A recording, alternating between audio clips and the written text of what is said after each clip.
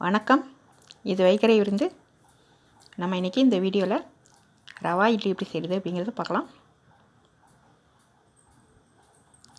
ரவா இட்லிக்கு தேங்காய் சட்னி, புதினா சட்னி, தக்காளி சட்னி எல்லாம் நல்லாயிருக்கும். ரவா இட்லி செய்கிறதுக்கு தேவையான பொருட்கள் என்னென்னு பார்க்கலாம் வாங்க.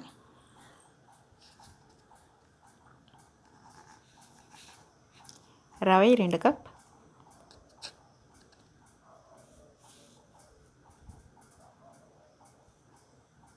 கொத்தமல்லி தழை, கருவேப்பிலை,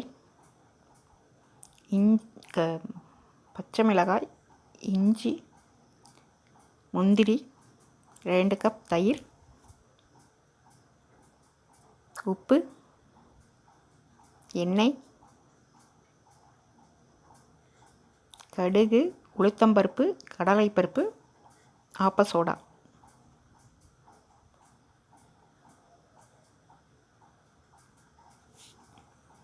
ஒரு வாணலில் எண்ணெய் ஊற்றிக்கலாங்க.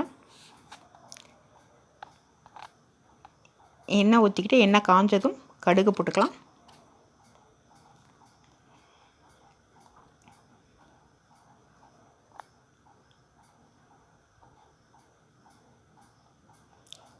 கடுகு பொரிஞ்ச உடனே கடலைப்பருப்பு, உளுத்தம்பருப்பு 2 போட்டுக்கலாம். அது 2 லேசாக சிவந்து வரும்போது முந்திரி போட்டுக்கலாம்.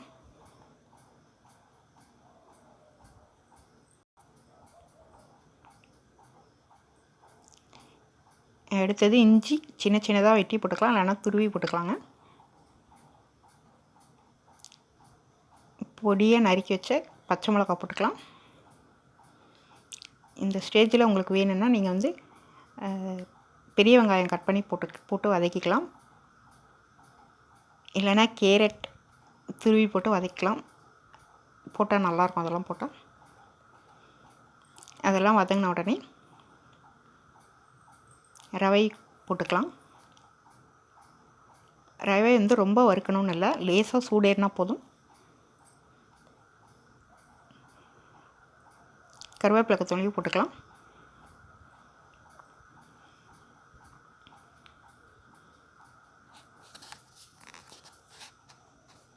உப்பு தேவையான அளவு,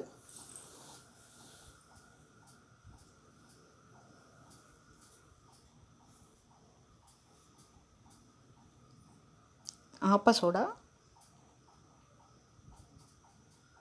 போட்டு நல்லா கலக்கிக்கிட்டு ஒரு பாத்திரத்தில் மாற்றி எடுத்துக்கலாங்க. மாற்றி எடுத்துக்கிட்டு எந்த கப்பில் நீங்கள் ரவா போடுறீங்களோ அந்த கப்பில் 2 கப் தயிர் ஊற்றிக்கலாம். 1 கப்பு தயிர் ஊற்றினா கூட நல்லா தான் இருக்கும். கூட தண்ணி ஊற்றிக்கலாம்.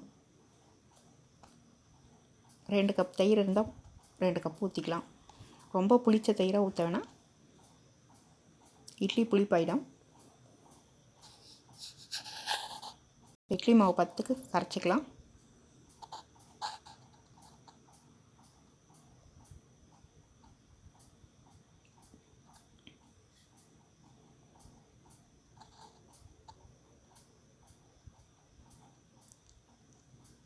இது ஊறணும்னு அவசியம் இல்லைங்க, கரைச்சிட்டு உடனே கூட ஊற்றிக்கலாம். இட்லி பாத்திரத்தில் ஊற்றி 10லேருந்து 15 நிமிஷம் வேக விடுங்க. வேக விட்டு எடுத்திங்கன்னா சாஃப்டான சூப்பரான ரவா இட்லி ரெடி.